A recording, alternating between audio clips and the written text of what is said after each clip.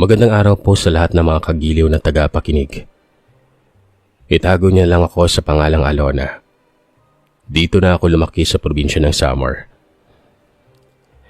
Itong kwentong ibabahagi ko sa inyo ay nangyari taong 2001 sa lugar na kinalakihan ko. Usong-uso po noon ang gawain ng mga manlalason, kulam at barang, lalong-lalo na kapag alam nilang dayuhan ka lang at sisiga-siga ka sa baryo. Talagang masasampulan ka. Halos lahat kami ay ilag sa mga kanya-kanyang kapitbahay gawa ng kahit mismong ang mga ito. Kapag nagustuhan kang lasunin o nainis sa'yo, o kaya naman ay kinainggitan ka, tiyak walang paltos, lalasunin ka ng mga ito. Kumbaga, walang kapitbahay sa oras na may inggit o galit sa iyo ang isang kababaryo mo. Hindi naman porket iniiwasan namin ng mga kapitbahay, ibig sabihin na noon ay kaaway na namin sila. Hindi ganon. Iniiwasan lamang namin sila simula nang may mangyaring hindi maganda sa kapatid kong si Ate Lourdes. Kasalukuyang nagwawalis sa bakuran ng kapatid ko nang dumating ang matalik niyang kaibigang si Rosa. Nakangiting binati ni Rosa ang kapatid ko noon. Narinig ko namang gumante ng pagbati si Lourdes sa kaibigan niya. Dalagang lakotsera itong kapatid ko. Laki sa layaw. Lahat kasi ng bagay na gugustuhin niya ay nakukuha niya ng walang kahirap-hirap. Kapag gusto niyang gumala o maglakwatsa kasama ang mga barkada niya, ay pinapayagan siya ni tatay. Samantalang ako naman, napakahigpit ng aking ama at halos hindi niya pa nga ako payagan sa mga pupuntahan ko. Kung hindi pa ako masinsinang ipagpaalam ni Ray, nakababata ako noon. Kung hindi niyo kasi na itatanong, ramdam na ramdam kong paboritong anak ni tatay ang panganay kong kapatid. Ni minsan nga ay hindi ko pa nakitang pinapagalitan ni tatay si ate. Kaya kung minsan ay nagtatampo ako sa aming ama, dahil hindi siya pantay kong magdala ng anak noon. Subali ayun na nga. Natanaw ko mula sa bintana na nag-uusap ang kapatid ko at ang kanyang matalik na kaibigang si Rosa. Narinig kong pinag-uusapan nilang pumunta sa isang sityo dahil may handaan umano na gaganapin sa bahay ng manliligaw ni Ate Lourdes na naninirahan sa sityong pupunta nila. Manliligaw? Kailan pa nagkaroon ng manliligaw yung kapatid ko? Bakit hindi ko alam? Tanong ko sa isipan ko noon habang pasimpleng pinakikinggan ang usapan ng dalawa. Alam kong mali ang ginawa ko. Mali ang makinig sa usapan ng iba. Kaya lang ay bumangon ang kuryosidad ko ng mga oras na yon na malaman kung sino ang tinutukoy ni Rosa na manliligaw ng kapatid ko. Ni minsan kasi ay hindi ko pa nakitang magdala ng manliligaw o nobyo si Ate Lourdes sa bahay namin. Kaya't sino ang manliligaw na tinutukoy ni Rosa noon? Sige na, pumayag ka na. Pumunta na tayo sa bahay ni Nelson. Nakakaya kasi sa kanya eh. Umuon na ako eh. Pangungulit pang pangungumbinsing wika ni Rosa sa kapatid noon. Nelson pala ha. Yan pala yung lalaking manliligaw mo. Yari ka sa akin. Isusumbong kita kay tatay. Sambit ko sa sarili ko noon. Narinig kong nagwika ang kapatid kong wag raw siyang ireto ni Rosa sa lalaking hindi niya naman gusto.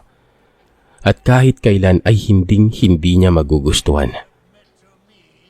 Ang pangit ng taong yon. Iba na lang yung ireto mo sa akin. Wag lang yung taong yon.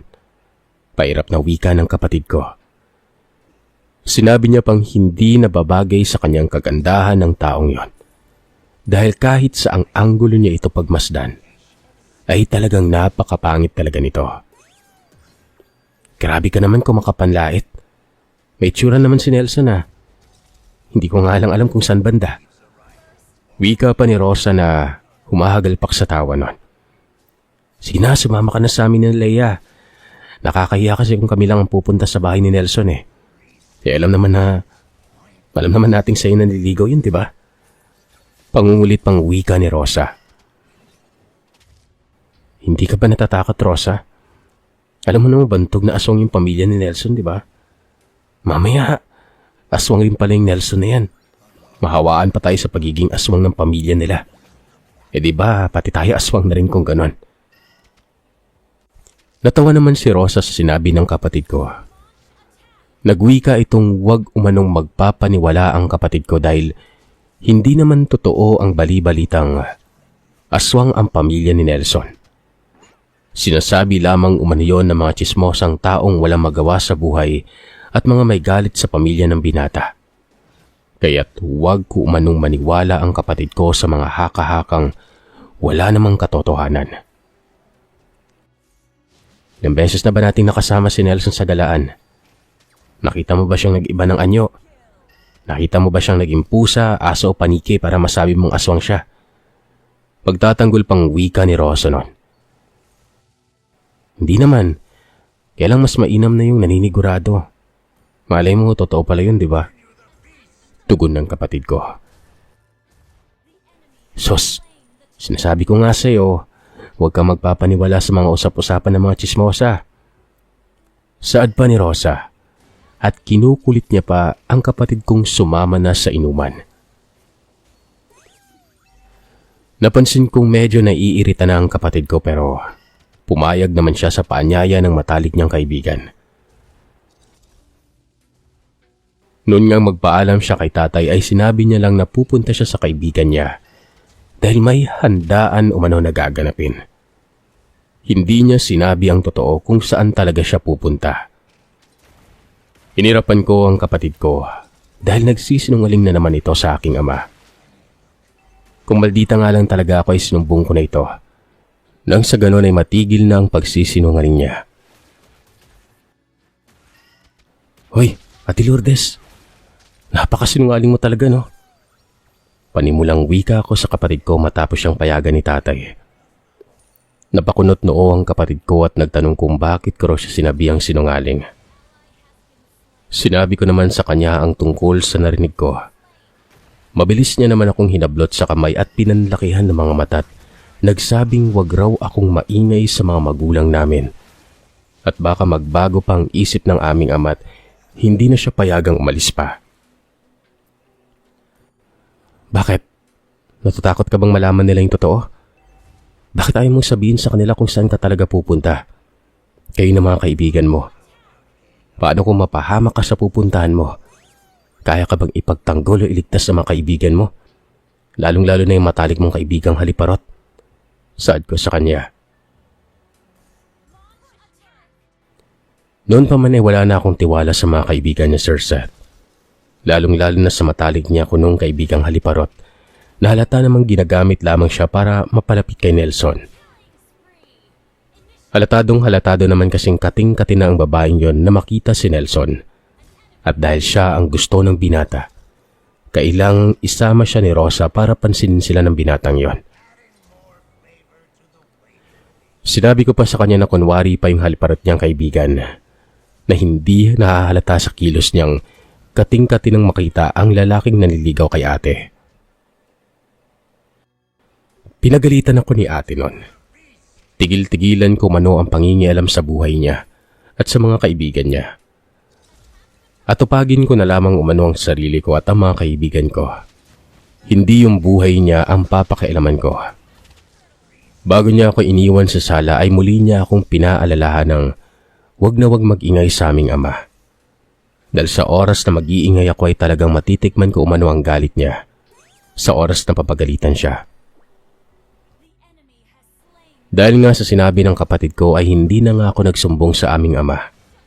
Hinayaan ko na lamang na si tatay ang makatuklas sa mga pinaggagawa ng kapatid ko noon. Ang buong akala kasi ni tatay ay hindi umiinom ng alak ang kapatid ko't naninigarilyo. Kung kaya't hinahayaan niya lang itong sumama sa mga kaibigan at pumupunta sa ibang baryo. Sadyang magaling talagang magtago ang kapatid ko ng mga sikreto niya. Kinahapunan nga noon ay umalis si Ate Lourdes kasama ang mga kaibigan.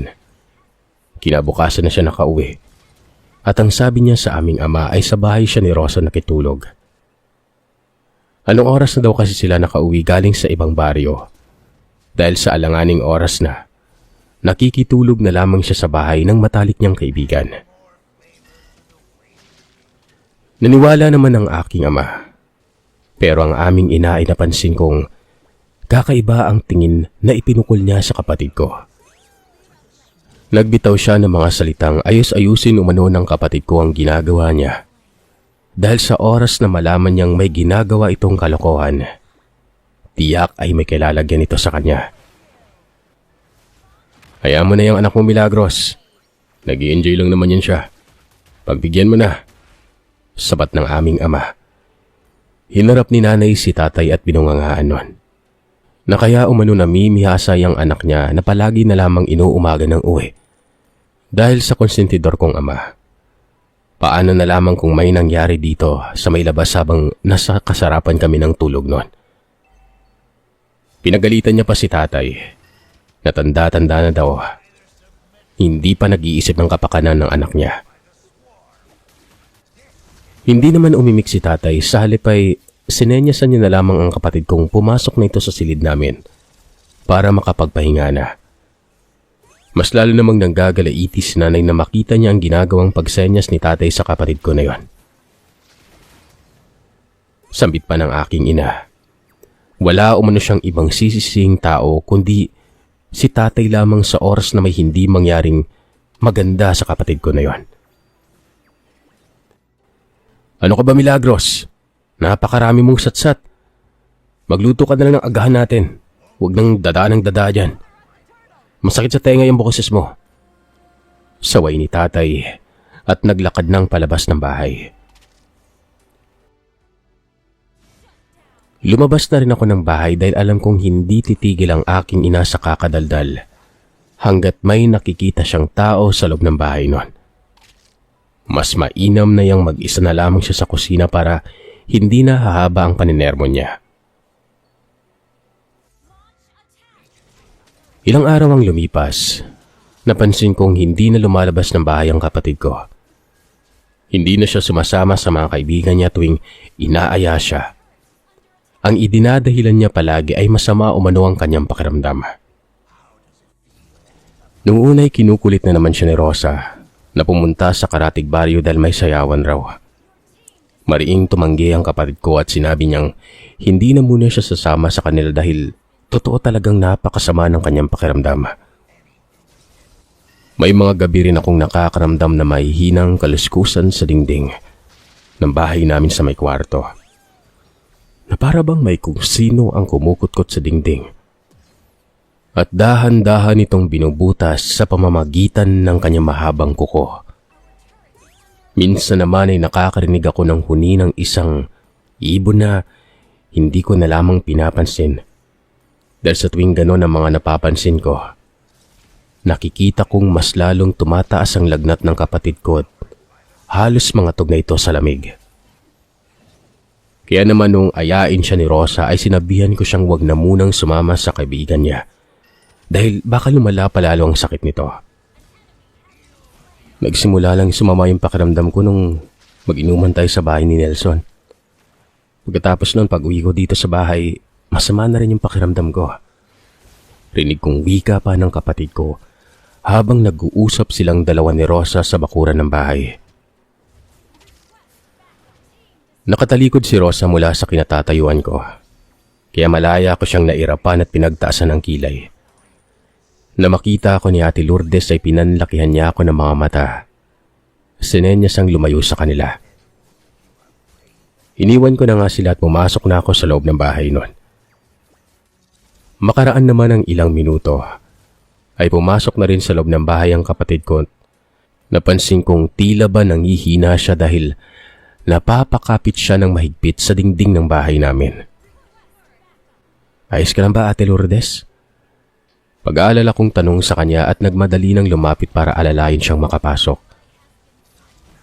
Sa nangihinang boses niya, sinabi niya sa akin bigla na namang nanlambot ang kanyang mga tuhod. Nangangatog ang kanyang buong katawan. Kaagad na inalalayan ko siyang pumasok sa kwarto para makapagpahinga na muna.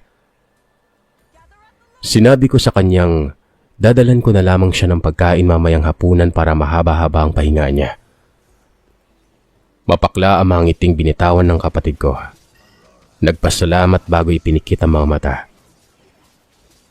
Pagkalabas ko ng silid ay siyang pag-akyat naman ng aking ina. Tinanong niya kung nasaan ang kapatid ko at sinabi ko naman sa kanyang nagpapahinga sa kwarto dahil sumama na naman ang pakiramdam niya noon. Tinanong ako ni nanay kung anong nangyayari sa kapatid ko.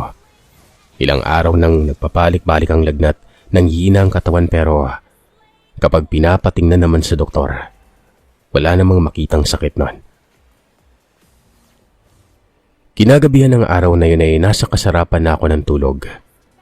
Nang bigla na lamang akong napabalikwas sa kadahilan ng narinig kong nagsisisigaw ang kapatid ko. Agaran ko siyang nilapitan nang makabangon na ako at tinanong kung ano ang nangyayari sa kanya.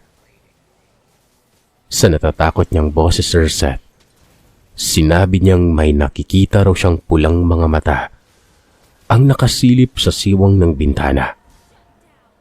Natatakot umano siya dahil tinatawag siya ng nagmamay-ari ng pulang mga mata at pinapalabas siya ng bahay noon. Sinabi ko naman sa kanya na baka nananaginip lamang siya.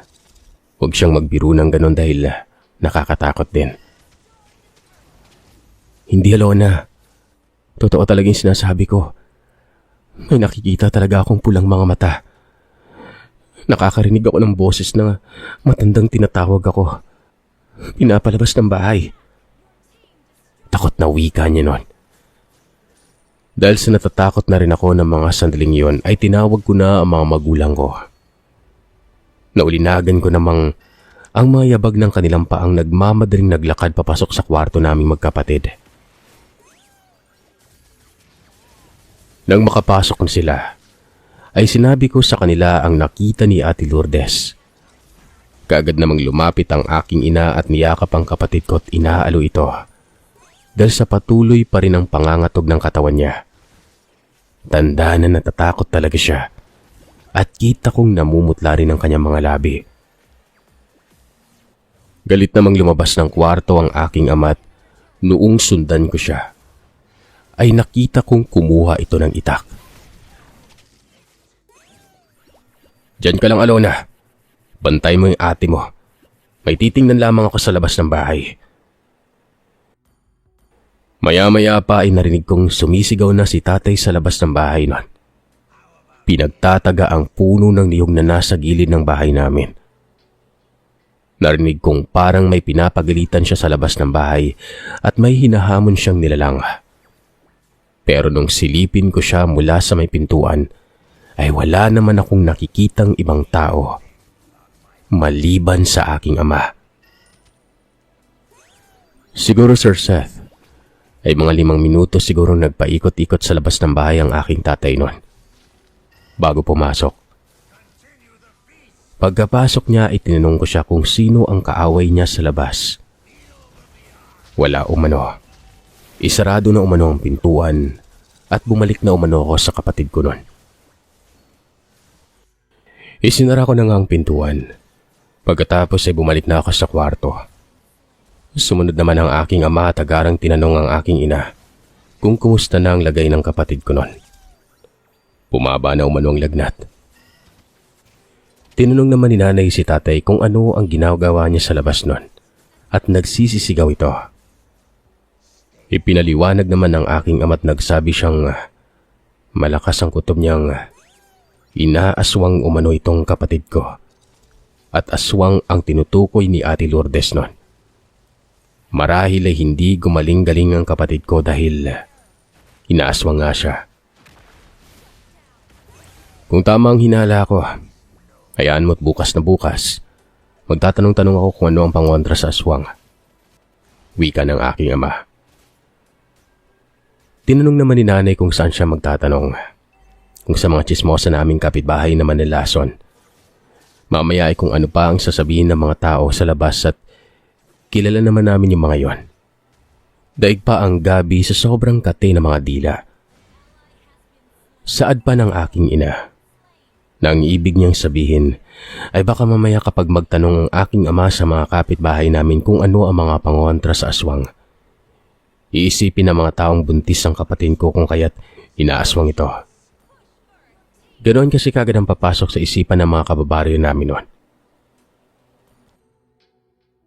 Kinabukasan nga, hindi nagkamali ang aking ina. Kumalat sa baryo naming buntis ang kapatid ko, kaya ito nagkakasakit at inaaswang. Pero ang kaibahan nga lang ay hindi pa man nakapagtanong-tanong ang aking ama nun kung ano ang pangontra sa aswang. Ay pumutok na ang balitang buntis si ate at walang kinikilalang ama umano ang ipinagbubuntis niya. Galit na galit ang aking ina't naghihimutok siya't hinagilap kung sino ang nagpakalat ng maling impormasyon tungkol sa kapatid ko. Wika pa niya, sa oras na malaman niya kung sino ang makakating dila ang nagpakalat ng balibalitang buntis si ate, kakalad ka rin niya umanito sa barangay para kasuhan. Halos magwala na ang aking ina nang tanungin siya ni Aling Medina kung totoo ba ang kumakalat na balitang nagdadalang tao nga si ate. Kung hindi nga lang naawat ng aking ama ang aking ina, paniguradong masasabunutan na ni nanay ang matandang yon. Dahil lamang sa nagtanong ito tungkol sa kalagayan ng kapatid ko. Wag na wag ko lang talagang malaman kung sino yung nagpakalat ng balita tungkol sa kapatid mo. Sisiguraduhin kong bago pa man kami makarating sa barangay, makakalbo ko na yung taong yan. Wika ni nanay nang nasa loob na siya ng bahay. Nagsuwestiyon naman ang aking amang patingnan na sa albularyo ang kapatid ko. Dahil ilang beses na nilang dinala ito sa doktor. Pero wala pa rin nangyayari. Sumang-ayon naman sa suwestiyon ang aking ina. Pero noong maghanap na ng albularyo si tatay ay wala siyang mahanap. May nakilala naman siyang manggagamot. Kaya nga lang ay marami yung ginagawa at walang oras para tingnan at gamutin ang kapatid ko. Hayaan mo't hindi ako susuko. Maghanap at maghanap pa rin ako ng albularyo. Pupunta ako sa baryo ng kakilala ko. Baka may alam na manggagamot yon o albularyo. Payag ng aking ama sa aking ina. Sa totoo lang, minsan ay nababahala na ako sa kapatid ko dahil may gabing nagigising na lamang akong wala sa higaan si Ate Lourdes. Nung hanapin ko siya ay nakita ko siya sa labas ng bahay. Nakatingala at titig na titig sa malaking buwan. Nabanggit niya rin sa aking simula nang magkasakit daw siya ay may kakaiba na siyang nararamdaman sa katawan. Palagi siyang nagugutom at kahit anong kain ng gawin niya ay hindi siya mabusog-busog. Anya pa, parang may hinahanap siyang kakaibang putahe ng pagkain pero hindi niya maisip kung anong pagkain yon. Sa gabi naman ay gustong-gusto niyang tumambay sa labas ng bahay dahil may nalalanghap siyang napakabangong amoy. Parang amoy hinog na langka umano yon. Minsan nga ay gusto niya umanong hanapin kung saan naroroon ang napakabangong amoy na nalalanghap niya. Kaya nga lang, mayroong boses ang nagsasalita sa isipan niyang huwag lumabas ng bahay dahil gabi na't delikado sa daan.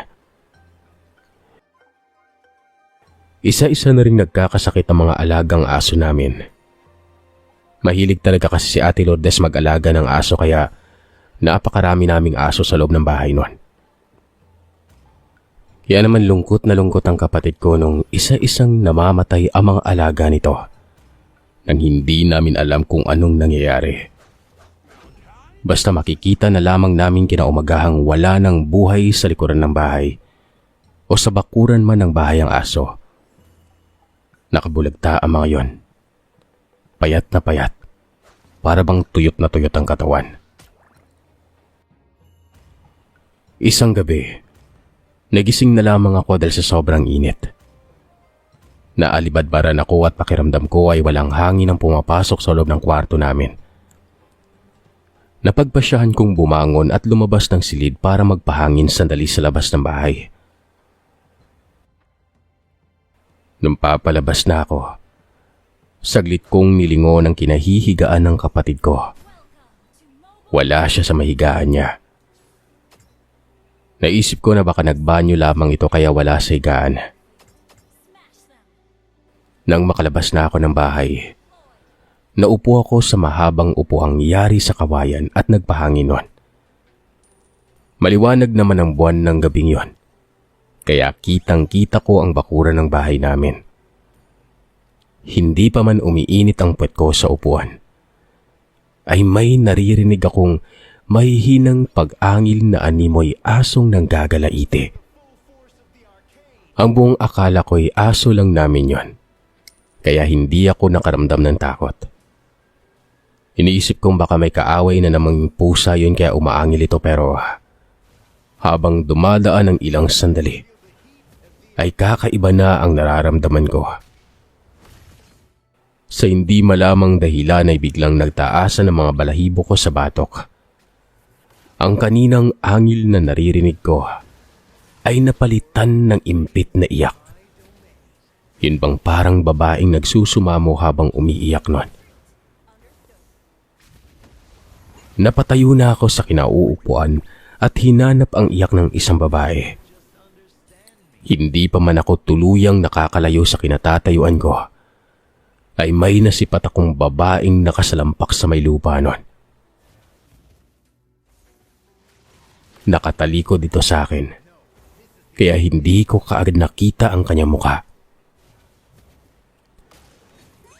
Napakunot-noo ako nang mapansin kong yumuyugyug ang kanyang balikat.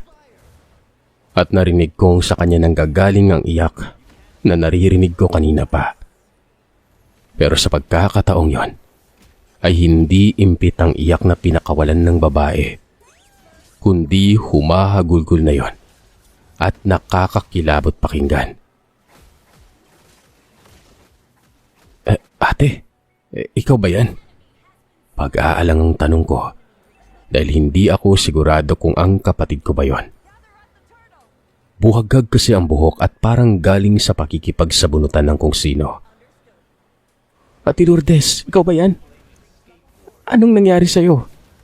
May problema ka ba kaya ka umiiyak? Kabadong tanong ko nun. Hindi pa rin sumasagot ang babae pero nakita kong dahan-dahan itong pumihit paharap sa akin. Nung tuluyan ko nang masilayan ng babae, napasingap ako sa hangin at halos umurong ang dila ko't nanlaki ang mga mata.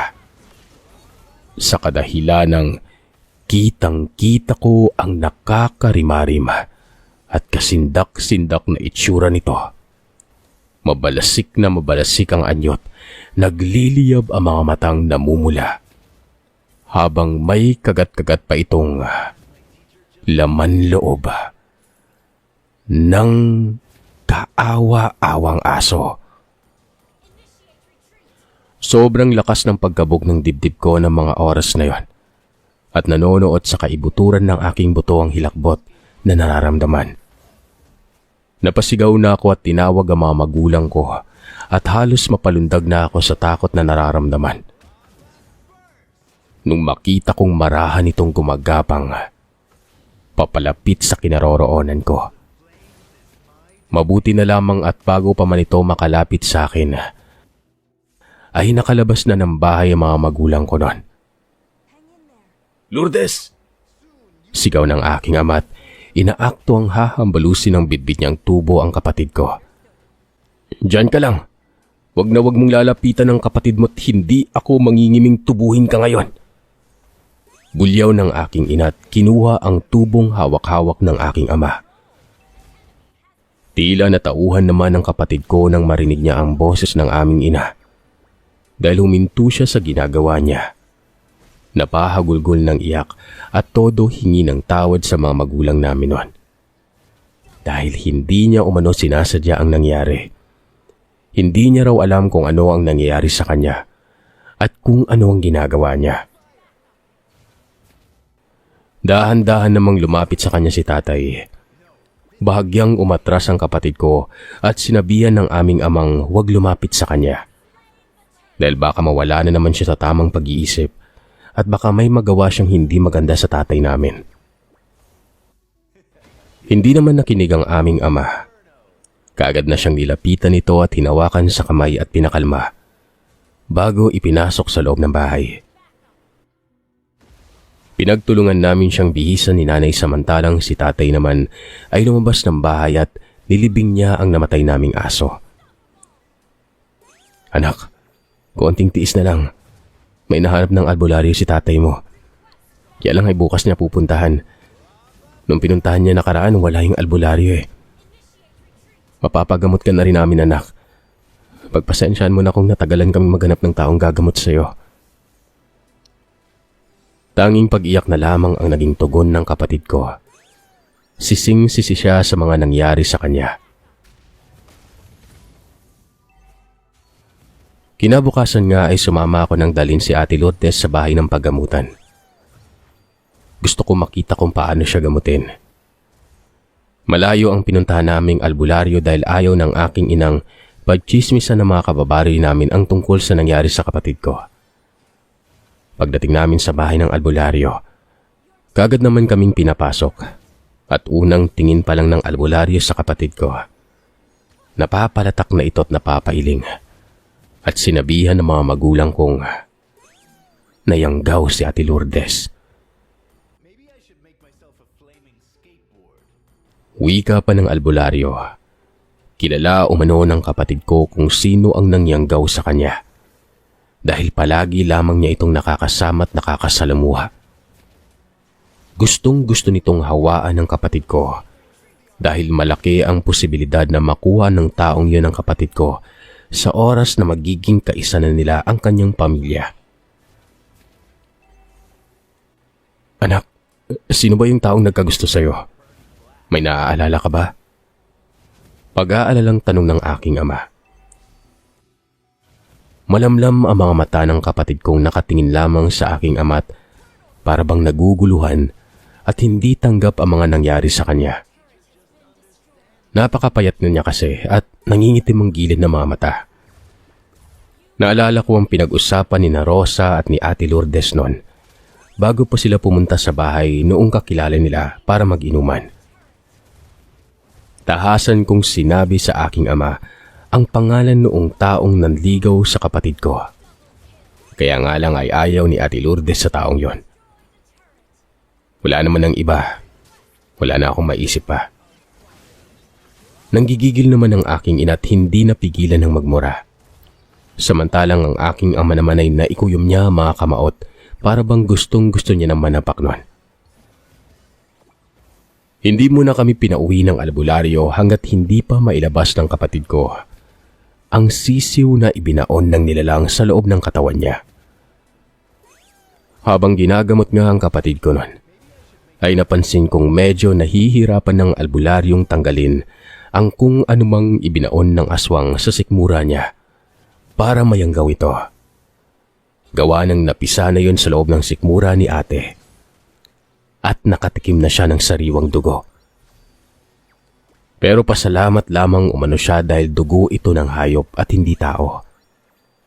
Dahil ayon sa albularyo, kung nagkataong dugo ng tao ang natikman niya, tiyak ay aabutin pa sila ng mahabang panahon bago maalis ang pangyayanggaw sa kanya.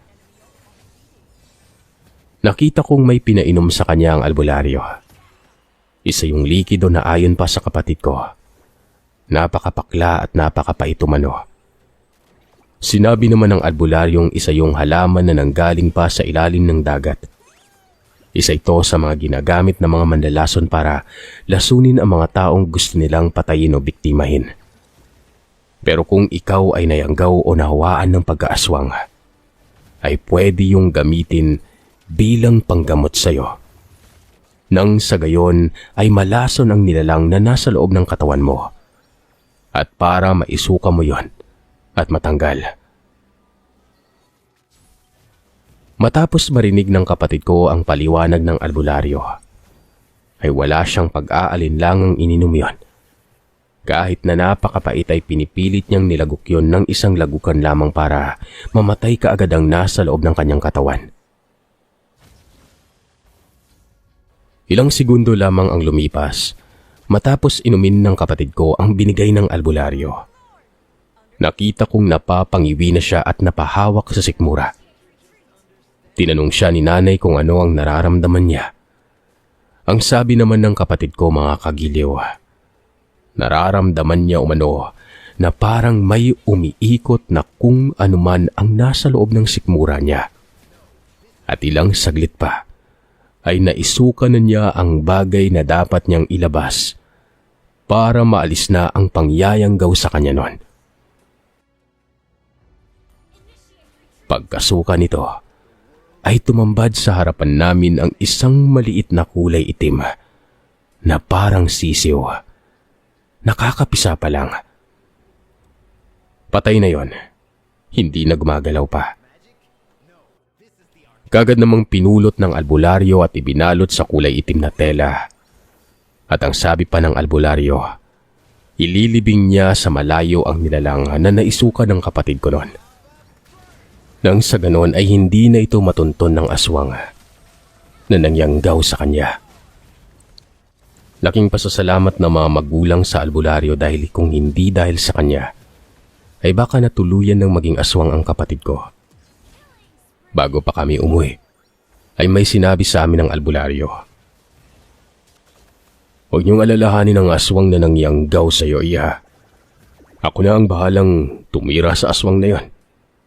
Malaki ang pagkakautang niya sa akin, kaya ako ang totodas doon. Pagkatapos nito ay may iniabot na 1 kwintas ng San Benito sa kapatid ko ang albularyo. Isuot umano palagi ng kapatid ko para sa proteksyon at nang hindi siya malapitan pa ng mga taong gustong mangyanggaw sa kanya o mapagsamantala. Pagka-uwi nga namin sa bahay ay palagi nang suot-suot ng kapatid ko ang medalyon na bigay sa kanya ng albularyo. Nalaman rin naming ang matalik na kaibigan pala ni Lourdes ang siyang nagpakalat ng kwentong buntis ang kapatid ko noon. Sinabi pa nito sa mga kababaryong babaeng pariwara si Ate Lourdes dahil kung kani-kanino ito sumasama at nagpapakama. Wala umanong digdinad sa sarili ang kapatid ko dahil isang kalabit lang ay bibigay na kaagad. Kaya ang resulta, nabuntis ng hindi alam kung sino ang ama. Dahil sa galit na nararamdaman ko ay talagang gigil na gigil ako at matagal nang naipon ang inis ko kay Rosa. Sinugod ko siya sa bahay nila.